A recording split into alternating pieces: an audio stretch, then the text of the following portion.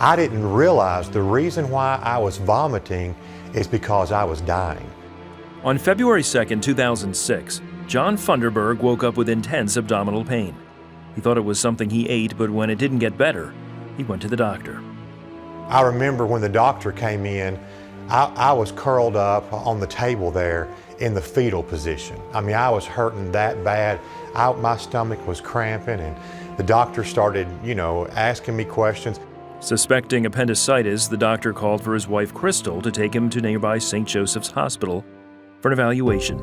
By the time he arrived, he was throwing up blood and his organs had begun shutting down. I'm just thinking, at that point, I'm dying. John was admitted in ICU, where an echocardiogram determined he was having congestive heart failure caused by myocarditis, a virus that attacks the heart muscle. I was just in survival mode. I was just praying, Lord, please help me to get through this. Crystal called family and friends asking to pray for a miracle. We were just praying over him, praying for healing, asking God to preserve him, to preserve his life, and let him live and not die. The next morning, his heart was pumping at only 10 to 15% of its normal rate. He was told his best chance of survival was a heart transplant. I never really thought about leaving this world. I never really thought about, if I died, where am I going? I never really thought if something happened, what about my family? I was really just trying to survive. I knew how critical that he was. I understood that. And the cardiologist prepared me and said that his heart might stop beating tonight. In other words, that he, might pass away tonight. 6 days later, doctors sent him to Baptist Hospital in Little Rock, Arkansas, where he was put on the heart transplant list. Meanwhile, John gained 50 pounds of excess fluid, which put even more stress on his heart and lungs. Having all the fluid on him, it was difficult to see. It was a scary thing. He didn't look like the same person. He was very confused, very disoriented. It was critical that John lose the fluid, but with medication it would take weeks. John felt like time was running out. I remember in the hospital taking my daughter by the hand and telling her I love her and saying, Daddy doesn't know if he'll ever see you again.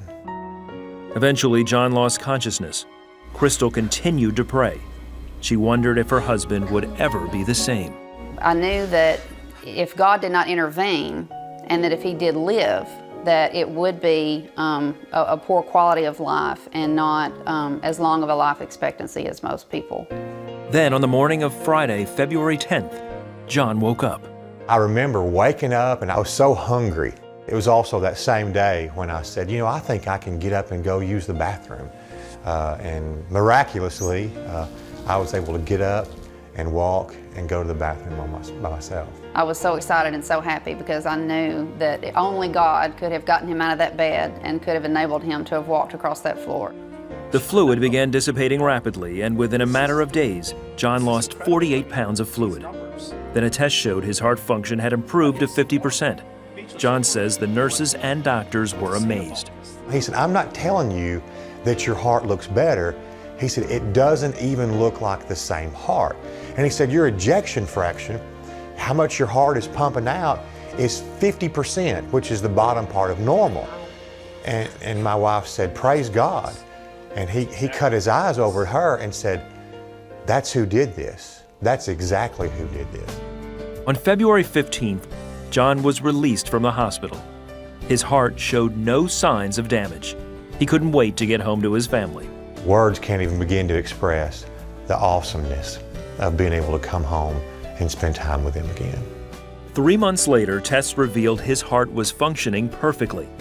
It's been 8 years since John came home, and he has since become a pastor. He and Crystal and their daughter Aubrey are thankful for his second chance. Now I can say for a certainty and for a surety that God is a healer, that he's real, that miracles are still for today. The Word says that God is faithful, and he is, and he will be. Just keep seeking him, don't give up on him, he'll be faithful to you.